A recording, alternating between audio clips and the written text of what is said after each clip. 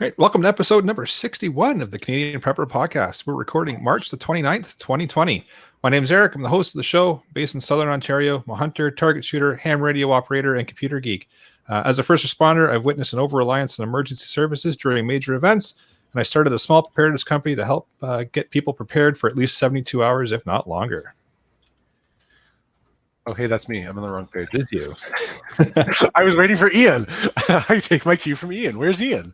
He's not here. I'm Alan. I'm a safety trainer, first responder, security expert, and overall safety nerd. My name is Tyler. I live in Northwest Wisconsin. Besides prepping, I'm also into homesteading, metalworking, engines, firearms, and the great outdoors. If you want to help support the show and keep the Canadian Prepper Podcast on the air, head on over to Rapid Survival, where you can pick up a Canadian Prepper Podcast t-shirt. All the proceeds help keep the lights on and the backup generator fueled. All right, we've got some blooming content for you in this episode. We're going to start off with some preparedness-related news. Next, we'll let you know what we've done for preparedness since the last episode, and we're going to get into the main topic. Let's move into some news articles. I only put one in tonight. It was an article on the CBC from CBC. One person dead and more than 50 displaced as a fire after two fires on Cape Breton Island, and it was mostly a reminder that there's still so-called average emergencies happening out there. So stay vigilant. The last thing you want is to end up in the hospital for something stupid. The hospital is where the sick people are, and that's not a good place to go right now. That's a good point.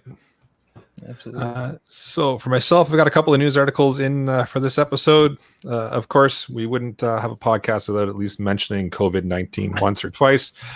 So I've got a provincial breakdown of COVID-19 in Canada. This is about a day old now, but there's 5,576 cases and 61 deaths as of Saturday. So that was yesterday, being the 28th. So it's still continuing the climb, but still out there, still happening. Yeah, the numbers have definitely jumped quickly in the States here. Let's see. Just now, as we record, the USA has got 141,000. So we surpassed China and Italy now, taking the number one spot, I guess, for the most cases. Doesn't it feel good to be on top? No. Yeah, not a list that we really want to be at the top of. But, no, we've got a comment in the live chat here from Tim Gilby saying technically not a prepper podcast anymore. Yeah, right. We're more a Corona podcast. It's a reality. It's just a reality check at this point. The time for preparedness is over. Yeah, no, this episode we're getting back into the basics again. We're not going to go off on a tangent about Corona, but there's the one article I've got, and I have another one that is in regards to from the pet expert, and it's emergency preparedness for pet owners. So it goes over a couple of good basic things to think of in regards to having some things for your pets, such as a pet carrier, a first aid kit, and things like that. So it's a quick little checklist. So if you've got pets, check out the show notes and check out that article, because it's a good reminder. There's a couple of things you'd have kicking around the house for your go kit and for your animals. Nice. Yeah, I had two articles. First one I threw in was one from the Daily Wire. Bit of good news in regards to the coronavirus. So as of Saturday, the French government has officially sanctioned chloroquine. So that's the drug that's typically used to fight malaria. You've probably heard quite a bit about it in the news. So they have gone ahead and approved that for certain patients infected with coronavirus. It sounds like they ran like a small trial, and 78 out of 80 of the patients were cured within 5 days. So, wow. Bit of good news there. And then just quick updates. So today at the White House coronavirus news, President Trump declared that the peak in death rates is likely to occur in 2 weeks. So as a result, they've gone ahead and extended those social distancing guidelines through April 30th. Didn't they say they were expecting something like 100,000 deaths? Yeah. I guess Dr. Fauci, he's come out now and is expecting 200,000 deaths. Apparently, that was from a CNN report or something. But yeah, I did read that in the news as well. That's scary. Hopefully it doesn't get to that level. Hopefully not. Yep. But thankfully, it seems like the healthcare system is holding on. I haven't heard of any reports that any hospitals are overrun, or we're seeing anything like we were seeing in Italy, thankfully. So, well, that's good. All right, let's scroll off of the whole COVID-19 thing, and we'll move into what we've done lately for our preps. I believe we've got a sponsor. What we've done lately for preps is brought to you by Super Essie Straps. Go visit them at superessiestraps.com. They make really cool stuff, and it's all handmade, veteran-owned, really cool people. Go see them. They're awesome. All right. So for myself, we purchased all the seeds we're going to need this year for the garden. So great episode to get into here. It's our first year starting from seeds alone. We've cheated the last 3 or 4 years and just gone to Home Depot and bought the pre-started plants and then just thrown them in the dirt and said, "Hey, look at us, we're gardening." So we're going to try it this year from seeds and see how we make out. It distilled some more water. It tastes like wonderful whiskey. I don't know what I keep doing, but I'll take it. And then just like pretty much everybody else, we've cleaned up the house, organized it, and cleaned it again. And organized it.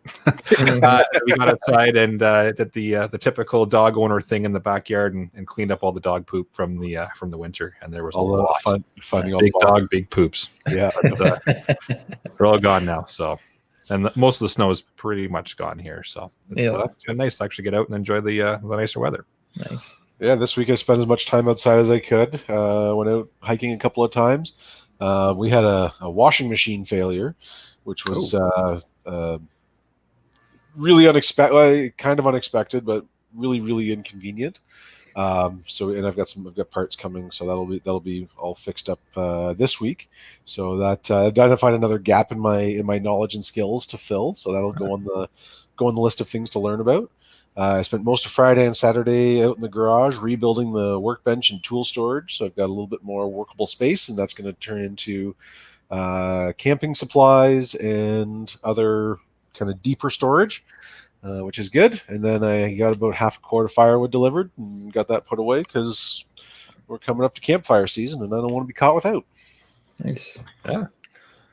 Yeah, for me, same thing. Kind of got some small projects done around the house. Unfortunately, we haven't had the nicest weather. It's been warming up, but it's been raining pretty much all week. So I've been stuck inside, adding some shelves to closets, increasing storage, decluttering, going through a lot of stuff. Not a whole lot in terms of preparedness. Always plenty of news to watch out there. So if I'm ever bored, I can flip on the TV and there's always something to listen to at least. But fair enough. Well, maybe we'll move into the main topic of the show then, being spring planting. Let's do it. Tyler, you've got the most experience with this. Why don't you kick us off here? Yeah, I guess I don't know if it's the most experienced, maybe the most recent. So growing up, we always had a garden. I remember Mom always had a garden, at least especially when we were young. As we got more animals, that kind of phased out. But both my wife and I, we both loved to garden. Last year, we did our first full-blown garden. She really enjoys learning about all the plants, how to grow them, how to use them after harvest, any of the medicinal properties of the herbs, things like that. I just enjoy doing the work. I like tilling. I like getting out there every day, working with the soil. It gives me a reason to have to stand outside and water every day, those sorts of things. So I find a lot of enjoyment and satisfaction. It's very gratifying to plant something, help it grow, and then harvest it when it's done. So it's also very cost effective too. Especially if you learn how to can or preserve your fruits and veggies. So now you can build your own shelf-stable food pantry right from your own garden. It is important when you are thinking about gardening to learn what's going to grow in your area. So you'll hear a lot of times zones. You can look up what zone you are. Certain plants will only grow in certain zones. It's also important to know like when your first frost date is or your last frost date is, both important dates to know. So that's going to tell you basically when you can start planting and when you need to be harvested by. So it does pay to also keep somewhat of a journal as you're gardening. We've got just a 3-ring binder here for the folks on YouTube can see it. Just notes from what has worked and what hasn't. So you're not going to remember looking back over the years what's growing well, what hasn't. Also, take the time to go ahead and plan out your garden. I actually just kind of do like a map. And then I kind of plan out what I'm going to plant where. Certain plants are going to grow better next to other plants. Again, I can't speak to that. My wife kind of knows all that. She knows all the technical stuff. But why is she on the show? She should be on the show. She's the expert on gardening. I just know how to do all the work. So that's what I'm here for. But I do encourage everyone who has the ability to plant a garden to do so. It is very fun and rewarding.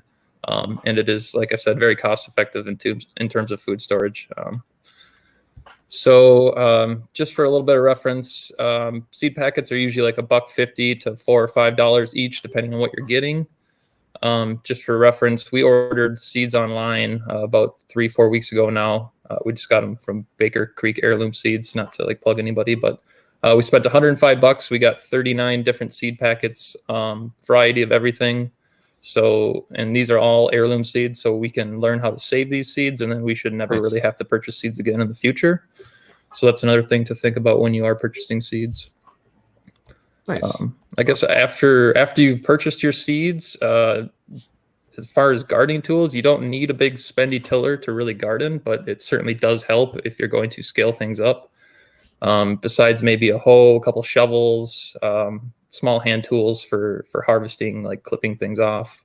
Those sorts of things come in handy, but you're not really looking at a lot of expenses. I mean, $100 and you could set up a pretty large garden and harvest quite a bit of food off of it. Raised bed gardens work really well too. We've got two, I suppose they're 6 feet by 14 foot raised beds. I actually built them out of some old guardrail that I got from a highway project. And those work really well. They're about 8 inches tall, and like I said, just fill those with your topsoil or compost or whatever you have around, and you can plant in those. Did you put drainage gravel into that, or is your existing soil well drained? My existing soil is pretty well drained. So I guess just kind of where I planted mine, my garden is basically right in my backyard. It's about 100 feet off the house, and it's just planted right in the middle of the yard. So I just went out there with the tiller tractor and tilled up. It's 40 feet by 40 feet is what it is. So about 1,500 square feet. And then I use cattle panels to fence it in. So the actual fenced in portion is 32 feet by 32 feet. And then I've got 2 raised beds on the backside, and those have fenced around them. And then on the one outside edge, I'll plant corn. And then on the other outside edge, I'll plant my pumpkins and gourds. And I'm hoping that having those 3 sides kind of sheltered with, large plants and stuff, that'll keep any predators away. We haven't had any issues with predators eating all of our stuff the last 2 years. So I'm hoping to keep it that way. You've had squirrels, the buggers. Squirrels, yeah. My wife's she's a sharpshooter with the squirrels. She's got a little pellet gun. She takes those things down right away. So there's not a whole lot of them hanging around anymore. They go after the birds too much, so they get taken out pretty quick. But you guys have to come by and visit then in the summer. So we've got a ton of them here. They eat the garden and they ate my boat. I was not happy last summer. Yep. I remember that episode. That was I think that's one thing you'll find gardening. It seems like everybody's got their kind of predator stories, or everybody's got their nuisances. Some people fight with pests, bugs or slugs, ladybugs, those sorts of things. Like I said, we've been pretty fortunate. We haven't really had any problems with any of that the last 2 years we've gardened here. So I can't speak to a lot of solutions for those, but like I said, what we've done is worked well. And then that 32 by 32 foot portion that's fenced in is where we just plant all of our vegetables. So let's see, this year for veggies, we are going to plant, I can't even figure out where I am here. There we go. Okay, so we'll be planting onions, chives, lettuce, cabbage, squash, peppers, carrots, beets, cauliflower, broccoli, radishes, and then some other oddballs too. Nice. So those are all plants that we found to do pretty well in our climate, and they have a short enough growing season that we can get them in the ground and get them out of the ground before things start to freeze again. That's nice. Yeah. I mean, I guess I'm really lucky that I live in the, smack dab in the middle of the most fertile growing land in the world. It puts me in a really good position. Mm-hmm. So we're building our first bed this year. So I grew up with a garden, much like you did, Tyler. Grew up with a big garden, and my grandparents had, I think it was probably, if you added all the beds together, it was probably 100 by 200 feet. That's massive. Wow.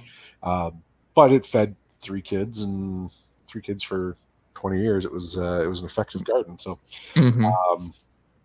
so I'm not building anything anywhere near that big. It's probably going to be 10 by 30, I think. I haven't actually laid it out yet on the ground, but we cleared the trees out for it last weekend, 2 weekends ago, and we'll get it. We're going to get it built in the next week or so. Now, because my ground is all clay, so I'm gonna put down a few inches of gravel and then put my topsoil on, just so that it's got room to drain. Okay.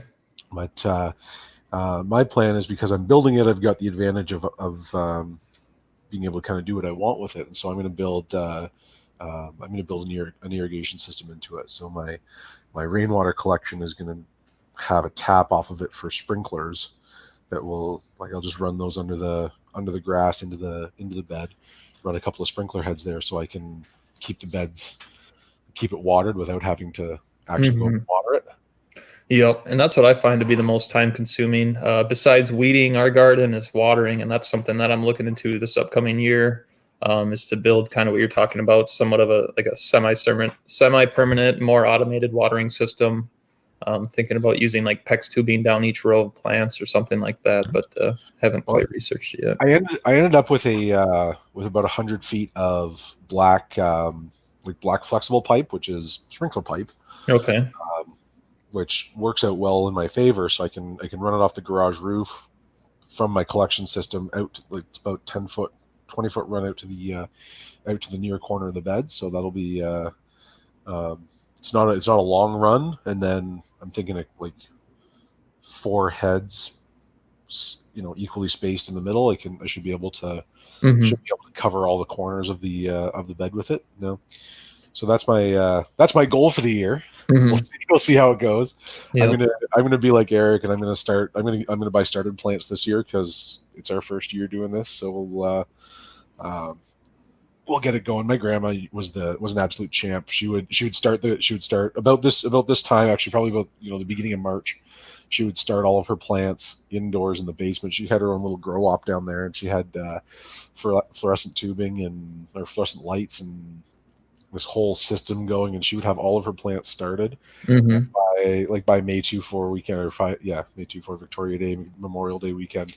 She would have good solid hardy plants that was transplant day was my favorite day. Yep. Go out and you could see they actually look like plants, not just little weeds or whatever. Although I will be the first one to admit I pulled the wrong things out of the ground more than once when I was weeding. I was supposed to be got the wrong plant out. I still owe my better half a chrysanthemum from last year when I was cleaning up. Yeah, after you get scolded for that, you don't make that mistake twice. Yeah, that's a mistake. Yeah. Yeah, one plant I was quite surprised when we started with our garden here a couple of years ago that grew quite well. I didn't realize would grow in this climate is the hot peppers. Yeah, I had no clue. I saw them and I was like, yeah, sure. You know what? I like hot food and such. I'm like, yeah, you know what?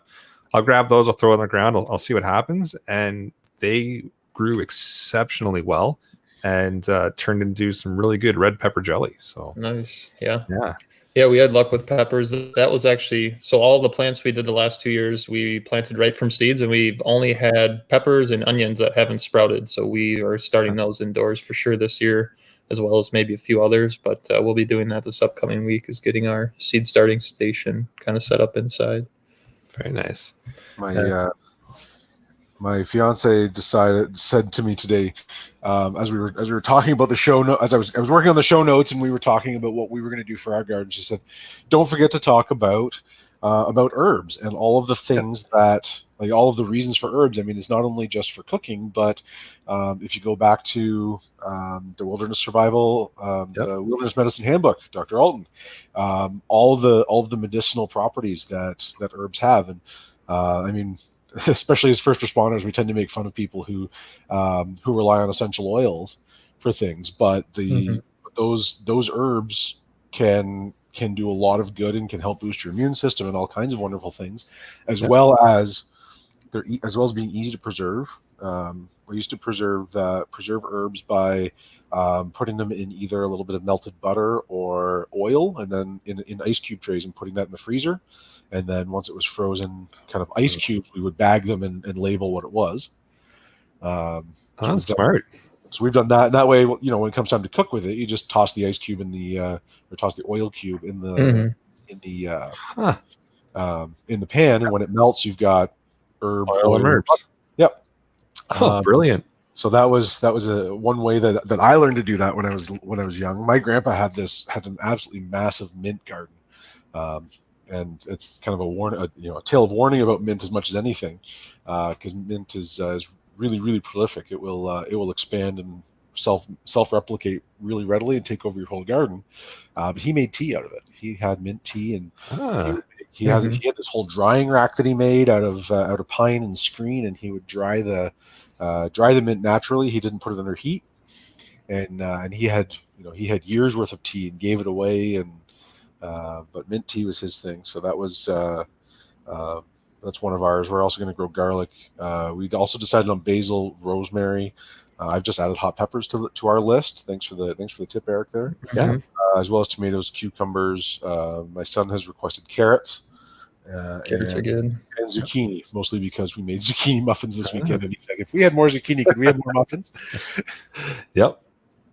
So that's where that's kind of where we're going. So we're gonna try and start out as easy as we can. I like the idea of hot peppers, but if I did my math right there, and we add some maybe green onions to it, we can grow everything we need to make salsa. And I don't think we'll have pints and pints of it, but I've done a couple of jars of salsa out of the garden and canned it. Yeah, get a couple of jars worth. And I mean, last year we made just after the canning episode we did in the fall, we made actually we had some of it yesterday and today for with lunch. We had some salsa that we made, so that was all purchased ingredients, of course. But we'll see if we can start transitioning over to the stuff we grow ourselves. Mm-hmm. Yeah, the two peppers that I found grew the best were the jalapenos, your standard hot pepper, and then I did habaneros as well, and those came out quite well as well. Yeah, and they both had a nice kick to them too. So drainage important. Drainage very important. Maybe we can talk a little more about soil. If you don't have good soil at your property, you can make your own. It's called composting. We've probably mentioned it a number of times on the show here. Don't have to have animals to compost. So when I moved in 3 years ago now, I started just collecting the wood ash from my outdoor wood stove. I started collecting my yard trimmings, my leaves every spring and fall when I'd rake those up, and just put them in a big pile. And luckily I have a skid loader so I can turn it. Otherwise you could keep smaller piles and just turn it occasionally with a pitchfork every couple weeks or couple months, depending on your area. And after a year or two, you'll have really nice black soil to just add right to the top of your garden and to work into the existing soil that's there. So that's essentially what I've done. So this past fall now, I went around with the lawnmower and cut up all the leaves and then raked them up so they're chopped up pretty fine. Spread them onto the garden, and then I added about 3 or 4 inches of like nice black dirt compost that I had made for the last few years on top of that. Tilled it all in, and then now all winter it has sat. And then now just the past few days, finally the snow's all melted and that soil is showing, and it looks really good. So I'm pretty excited for this upcoming summer. Nice to plant. But it's compost is hugely important, because if you just pile dirt on there, you're not going to end up with any nutrients, because what ends up happening if you grow the same stuff over and over again, those plants will suck all the nutrients out of your soil if you don't do anything to add to it, and then you end up with desert essentially. So fertilizing can also be important depending on what your soil is like, and it's not a bad idea to test it for its acidity or its alkalicity, and then have a fertilizer mix that will get it close to neutral or slightly basic is where most plants will thrive. But like Tyler said, check with your local area. And again, I'm lucky that theoretically everything will grow here, and I happen to, where my garden is going is now going to be in full sun, and I mean I back onto 200 acres of farmland, so it's I know it's good soil in the area, but mine's all like everything in my area is all clay, like under my ground is clay, so it hasn't been tilled under like. Like the field has behind me, so that's why we're going up high, right? We're gonna do 2 rows of, like our bed is 2 rows of 2x10, so it's gonna be nice and high up, so it's almost 18 inches high, and then we're gonna do 6 inches of gravel and a whole ton of soil, so we've got lots of nutrients to go with, because that's there's no it's no good to have your soil too wet, because that's going to rot your plants out, and if it's too dry, they simply won't grow. So if there's no drainage and there's no in your beds, if there's no drainage, then your plants won't grow. It's just as bad as not getting enough water. Yep, that's a good point.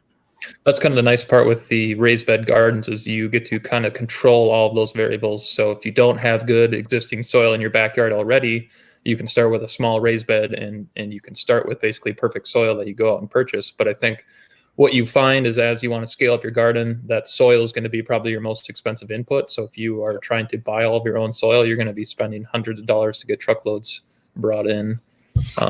But it works great on a small scale. Figure it out if you're interested. See if you could grow stuff where you live and everything else. Yep, so. Absolutely. And question in the online chat here, just in regards to indoor gardens and people in condo buildings, if there's anything that they can grow that'll net them much of a supply. Any ideas, guys? Well, when I lived on a 25th floor condo in downtown, and I had a northeast facing balcony. We didn't get a ton of sun, but I managed to grow 6 tomato plants on our balcony, and that got me probably 30 or 40 tomatoes a year, which wasn't it wasn't huge, but it was enough. Indoor gardening, I mean, hydroponics is a whole different subset of gardening. I can't pretend to be an expert at that at all. I'm not an expert at much, but I know that, like, I saw what happened. My grandma started soil, and she used compost from our garden, from my grandpa's compost pile, and he had this really ornate, like, 4-bin system where the stuff would go in the first bin, and then every couple of weeks it would rotate into the second bin, and then into the third, then into the fourth, and then from the fourth bin out into the garden. So she would go out in the spring and get a bucket full of that 4th bin compost, put it inside, into her little planters, and that's how she started her garden. Now, she grew things inside under fluorescent lighting. If you read the news at all, it is totally possible to grow things inside on a fairly large scale without a whole lot of natural light. It's doable. Of course, you've got to have the right temperature. You've got to have the right amount of light. You've got to have the right quality of soil. But as long as you've got that, theoretically, there's no real limit to what you can grow indoors. Just, it could really easily take over your life. So I would say, maybe be a little bit cautious about how much you think you can actually net out of it. But even a few tomato plants, fresh tomatoes off the vine always taste better than anything you can get in the store. Absolutely. That would probably be a good one. I was reading, I don't even have potatoes to do this, but I was reading about a way to grow 100 pounds of potatoes in 4 square feet, basically by adding boxes on top of each other, and every time your potatoes grow up, you add another box and add more soil, and they keep growing and keep multiplying. So you can theoretically grow, again, a lot of potatoes in a very small area. I imagine a lot of root vegetables you could do that with. Yeah, let's see why not. Yeah. So that's, you can keep building up as you do that.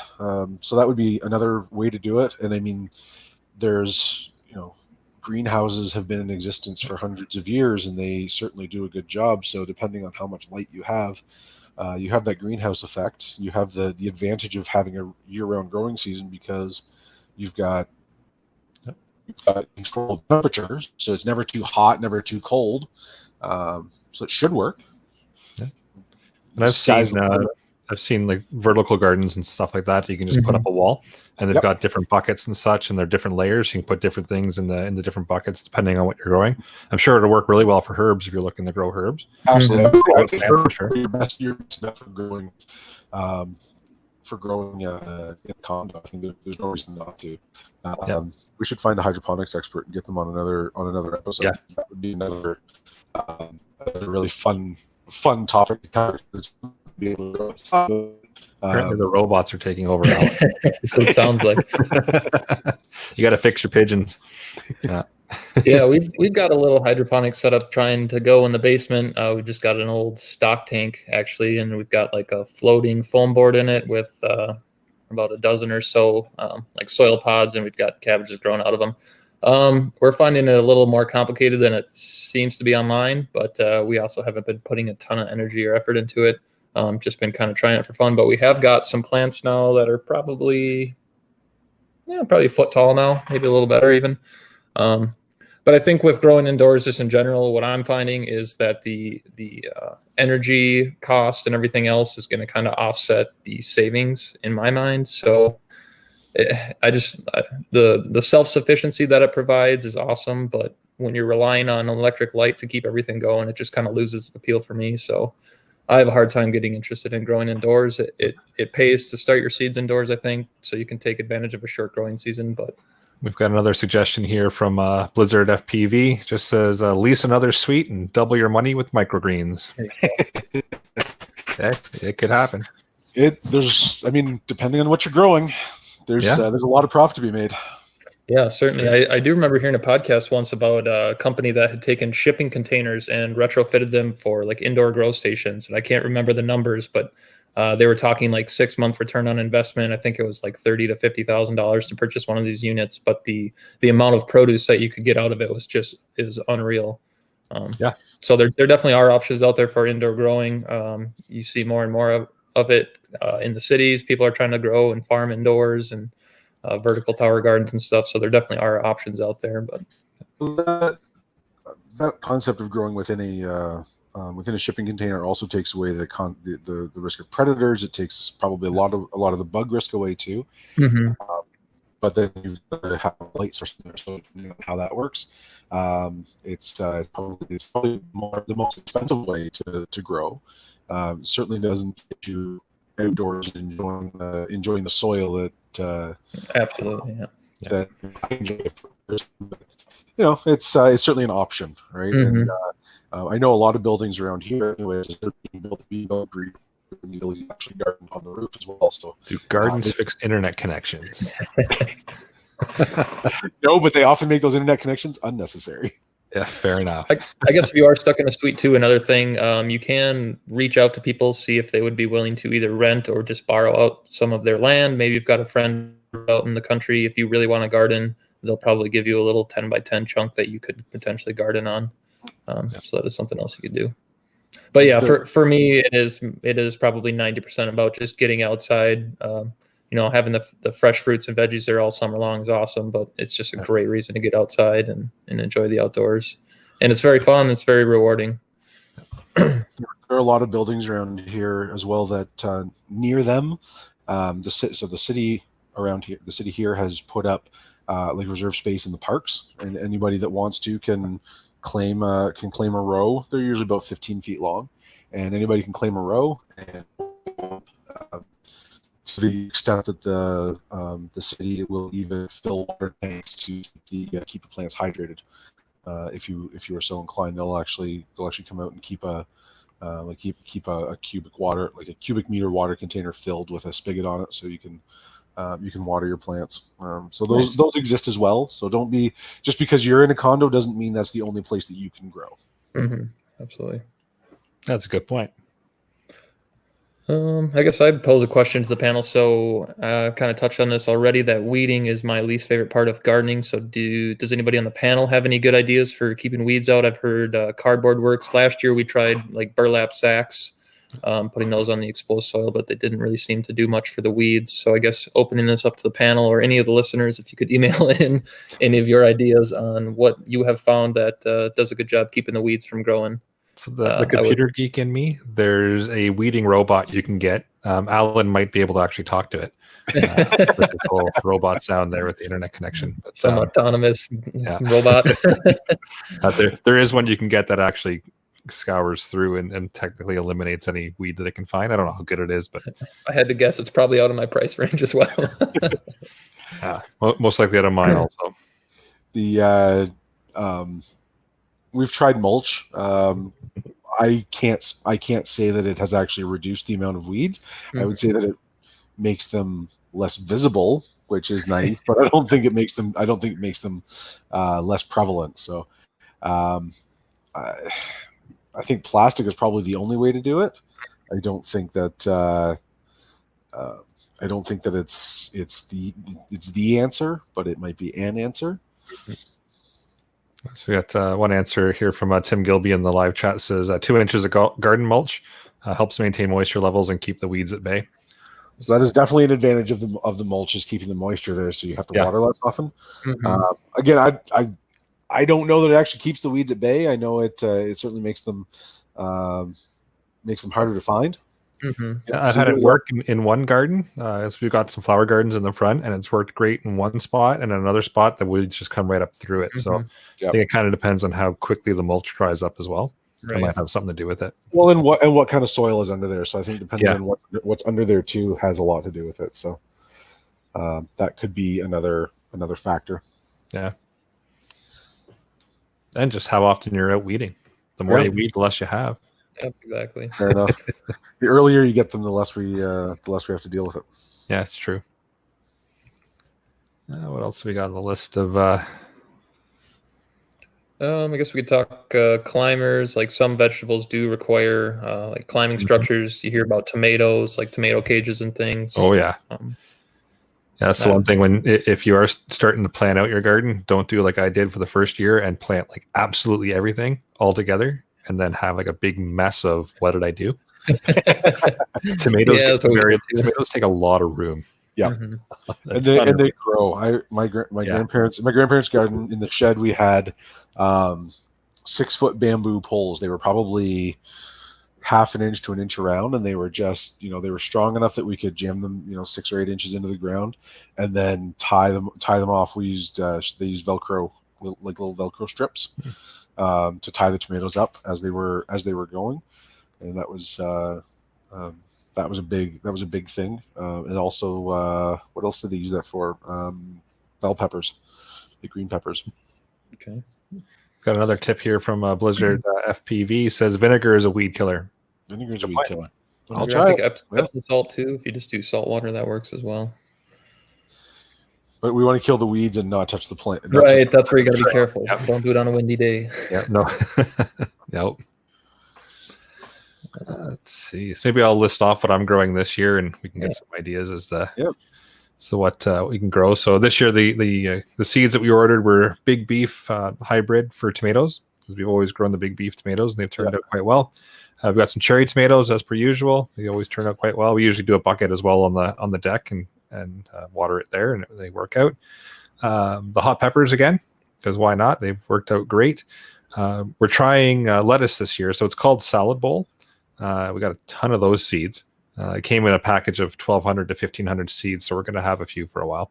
Yeah, some green some green onions, and we've got some pickling cucumbers. Because like I mentioned in the canning episode, I do canning every fall, so we're going to can up some pickles instead of having to go out and buy them. We're going to grow them ourselves this year. Yeah, radishes. Who doesn't like radishes? Communists. And then some carrots, some red and green peppers. We're going to take a shot at asparagus this year, so that'll be something different, but should be good. And then some beets. So we were going to try and can some of those as well. So we'll do another episode on canning in the fall, I'm sure, and talk about how that works out or doesn't work out. I'm sure it'll work out perfectly fine. But what could possibly go wrong? Who knows? We'll find out. We're also going to do spinach this year. We really like spinach. Nice. That was, again, one of those things that takes me back to my childhood was going out first thing in the morning and picking spinach and then having it with poached egg on toast. Nice. That was Sunday morning breakfast in the fall. Yeah, there's something fun about going out there and picking it right off the vine, eating it right off the. Yeah, it's just fun. It's just cool. I feel like a pioneer. I don't know what it is. If you haven't done it, you should do it because it just feels good. The only thing I wasn't allowed to do was pick the raspberries because I ate more than went in the basket. That's the way to do it. That's how you know you're doing it right. Another thing we've got to do this year, our raised garden bed is starting to fall apart. It's been there now for about 5 years or so. So the wood's starting to degrade a little bit. So we're going to look at putting something a little bit more permanent in and a little bit bigger than what we've got right now. The one we've got is not overly large, but since our green thumbs are sort of working or have worked the last couple of years, we've been able to put some food on the table with it. We're going to take out one little spot we've got in the backyard that just has some flowers and such that, yeah, sure, they're nice to look at, but that's about it. We're going to repurpose that, leave the flower beds in the front, and then put some bigger raised garden beds in the back. So hopefully what are you building? What are you building your new beds out of? Just wood again. We're not going to get anything fancy. Okay. So I don't know exactly. Cedar or just like non-treated? I know you're not supposed to use any treated lumber because that can lead to non-treated. So okay. You know what? I can't even remember what type of wood we used because about 5 years ago of what we built. Okay. I've heard. I think cedar wood will last longer. I think that'd be the longest. Yeah. So I might try to do that. I've grabbed a couple of plans off the internet, so we're going to try to build one of those. I will see if I can do it. I'm not the best at building stuff off of plans, but it'll resemble a garden bed, I'm sure. Yeah, as long as you get a basic box that you can put dirt in. Yeah, that's what it really looks like. As long as it's got 4 sides at the end of the day, it'll be fine. Yeah, doesn't have to be fancy. Oh yes, don't worry, Blizzard. I will leave some flowers for the bees. Don't worry. That's a good point. We all need bees. Yep. Like I said, the front yard's got a bunch of garden beds. The backyard will be the vegetables. So the bees will be happy. Now, my grandma always had marigolds around the outside of her bed. She said that it kept a lot of the bugs away. Again, I don't know how true that was, too, yeah. But they never had big problems with bugs, and she always had flower, like I said, marigolds around the perimeter, and that's what she said worked, and it's hard to argue with her results. So. Yeah. I noticed keeping a good perimeter makes a big difference too, and that was kind of why I chose to plant mine basically right in the middle of the yard. I've already got grass trimmed all the way around it, and then I just go ahead and usually keep like a 2 or 4 foot swath tilled around the whole outside of the garden just to keep any invasive stuff from growing in from the outside, that sort of thing. Yeah, I'm sure like predators don't like to be out in the middle of a yard either, right? Right, that too, yep. And out of sight, so smart way to build it. Yeah, generally keeping it close to the house, going to keep the deer away, things like that. Yep. So, or bring them in around. I was going to say, it sounds silly. Hopefully that goes well this year. We'll see. You have anything else to cover off? I think we've hit all the points on my list. Just waiting for it to warm up and dry out so I can get started. We've got like our whole yard is just a big swamp right now. We had a massive amount of rain the last couple of days. Yep. Same here. It started for us last about the evening yesterday. It started and it's been downpouring all day today. So we got to the backyard just in time. Imagine all that dog poop with all the rain. It's not good. You just got to turn him to go in one spot. Yep. Well, he does, and then he moves as he fills the spot up. But if we've covered everything off for gardening, let's move into the podcast challenge. So this year, try and plant something easy like green onion roots. Yep. Just one thing, and use it as your starting point.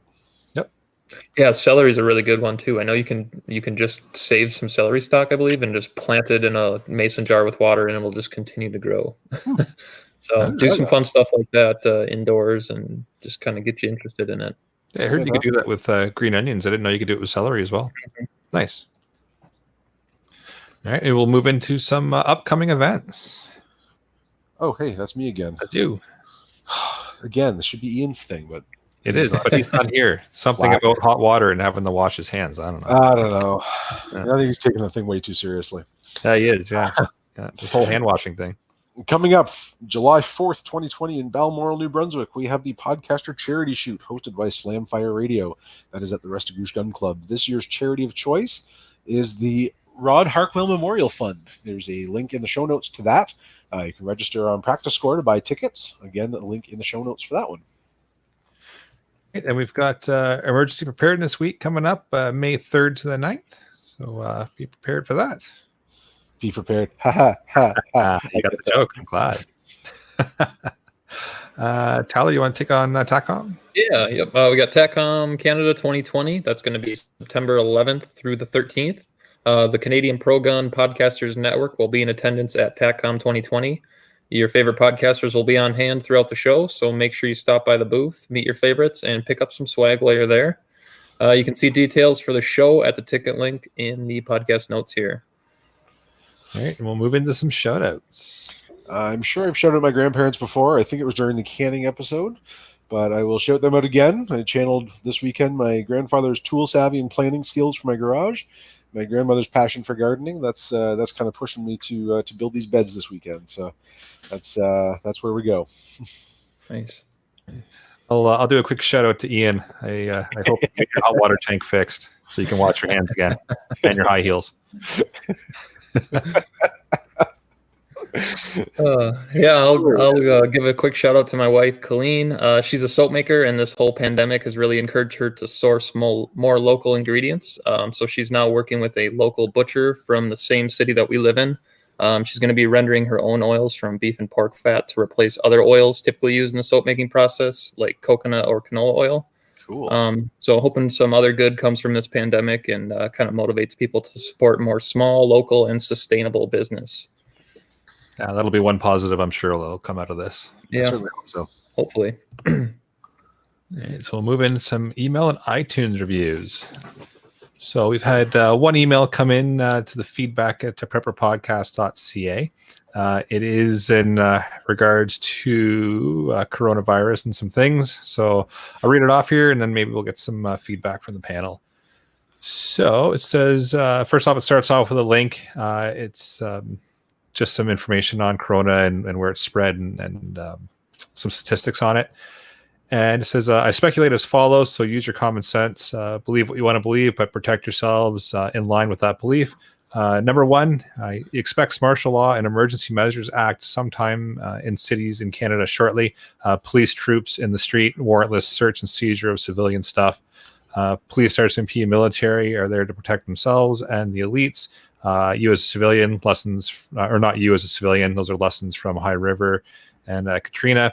U.S. martial law coming, but will be slower. The regulatory framework is more angled to statewide deployment. There's 2, maybe 3 strains of this. You can catch any of the 3 more than one or at the same time.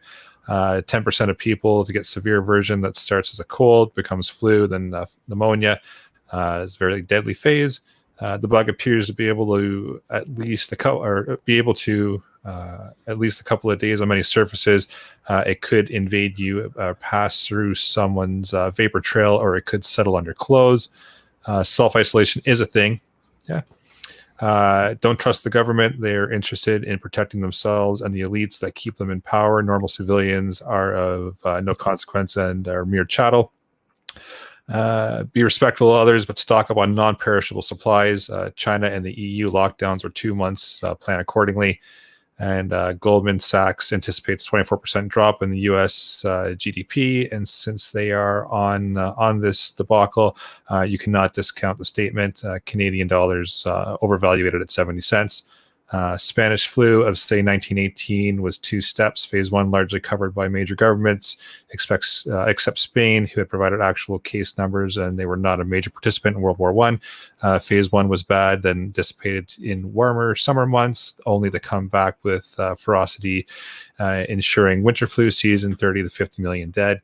1/3 of global population speculated to have caught, but most survived. Number 10 believes it's a bioweapon, so vaccination won't be simple, slam dunk, nor will Big Pharma be able to use cookie cutter vaccine solution like typical seasonal flu. 11, I expect further stock market, capital market declines as lower epidemic output. Example, what Goldman says should impact profits and stock prices. Don't trust the numbers from the Precitus. Even the numbers via the above link are probably understated. Follow your instincts, more common sense. Help your friends and family. We shall get through this. Don't trust power-hungry politicians or police. Good luck. Feel free to chew me out for being alarmist. There's a lot to unpack here. There is a lot to unpack here. Yeah. I mean, we could go through this point by point. I think overall, the good stuff to take away from this email, one, self-isolation is a thing. To self-isolate properly, which is a really good idea, and I think everybody agrees that that's a good idea. You need to be well supplied.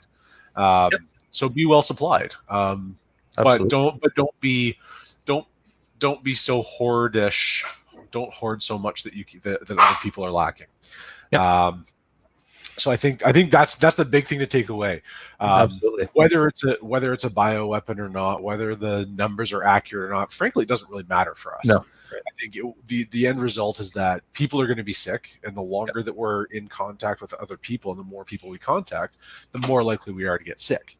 So the less contact you can have by being well prepared and having to make fewer trips into populated places, the better off we all are.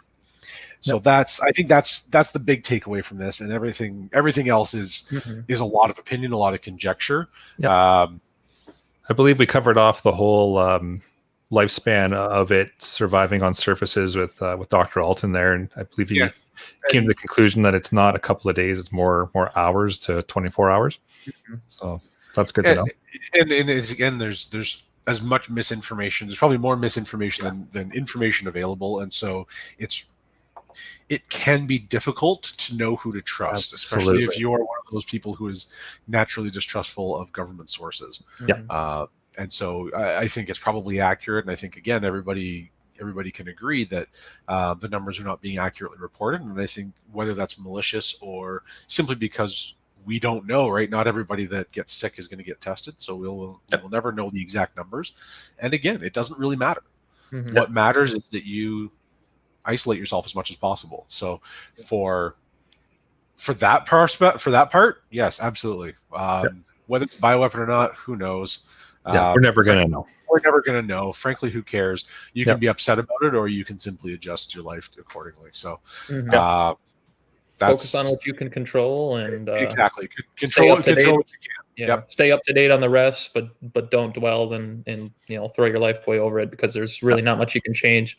At the end of the day, none of us are virologists, so we kind of have to take somebody's word on what's going on at some point, or believe some source of information. So be careful what source you're choosing. I like to choose like Dr. Fauci and Deborah Birx from the White House. They seem to have a pretty realistic grasp on things, but that's just my take. So it's like when you're in a strange city and you're asking for directions, right? If two people give you the same directions, chances are you're going the right way. Right. But if you only ask one person, you have no idea whether they're right or not. So I don't think there's a lot of intentional misinformation. I think that there's a lot of speculation that is being misconstrued as fact, and I think that there's a lot of variables that sometimes people aren't considering. So I think we're just in that weird limbo period. Everyone's kind of waiting to see how this unfolds. We as a society do not like to wait. Everything is now, 2-day shipping, 1-day shipping. We just need to sit and wait and let things unfold. Take the measures that you need to take, self-isolate, make sure your preps are good, make sure you've got what you need. But at this point, we really just need to hunker down and kind of wait and see how it unfolds. Okay, so on a scale of 1 to 10, how are we rating this for alarmist? Like 7.5. That's what I was thinking. 6 to 7. 5, 6. Yeah. I'm pretty skeptical, so I'm kind of with this guy, but or gal, I guess I'm really paying attention. You're only paranoid until you're right. Exactly. Yep. So it is weird that we have so quickly surpassed China in cases, and we are such a less dense population. That's all I'm going to say.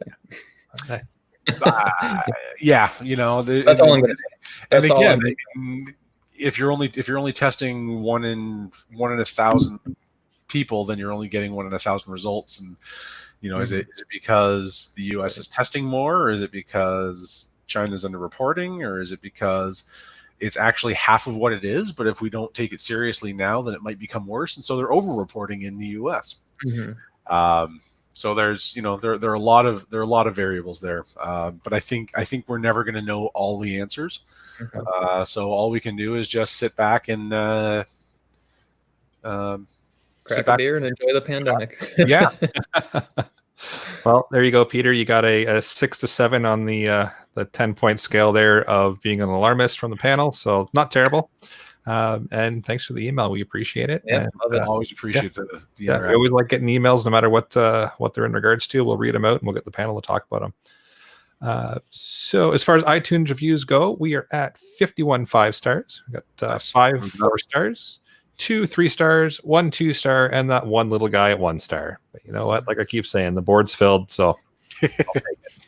You can't please all the people all the time. No, you can't. But we please most of them because we got 51 5-stars. So I'll take it.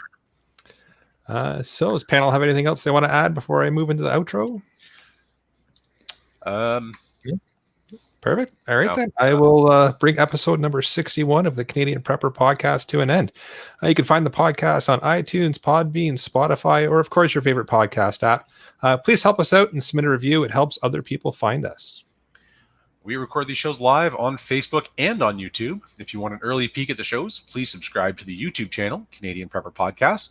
Click the notifications tab. That gives you an alert when we're going live. If you want to contact me directly, you can find me on Instagram at ppswo or shoot me an email, Alan with 1L at prepperpodcast.ca. And if you've got any questions or advice for me, you can email me at tyler@prepperpodcast.ca. Right, and you can check out Rapid Survival at rapidsurvival.com. You can get me there on the live chat while you're buying what little prepper gear I have left in stock. You can also email me at feedback@prepperpodcast.ca. Hey, Eric, do you have any hand sanitizer? No. I've got more coming, but right now, no.